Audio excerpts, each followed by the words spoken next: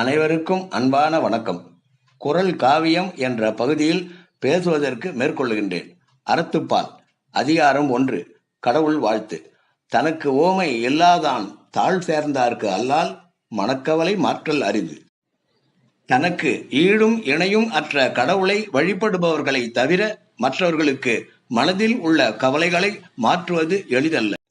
மனிதரை குறிப்பிட்டு சொல்லும்போது இவரை போல அவர் இருக்கிறார் அல்லது அவரைப் போலவே இவர் இருக்கிறார் என்பார்கள்.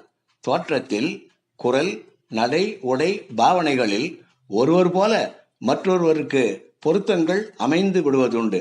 ஆனால் இந்த உலகத்தை படைத்த இறைவனுக்கு ஓமானமும் முன்மாதிரியும் காட்ட முடியாது.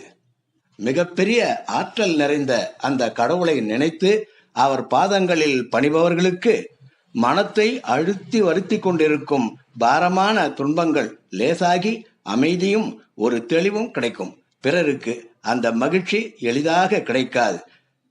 இதனை திருவள்ளுவர் பெருந்தகை தனக்கு ஓமை இல்லாதான் தாழ் சேர்ந்தார்க்கு அல்லால் மனக்கவலை மாற்றல் அரிது என்ற குறளின் மூலம் தெளிவுபடுத்துகிறார்.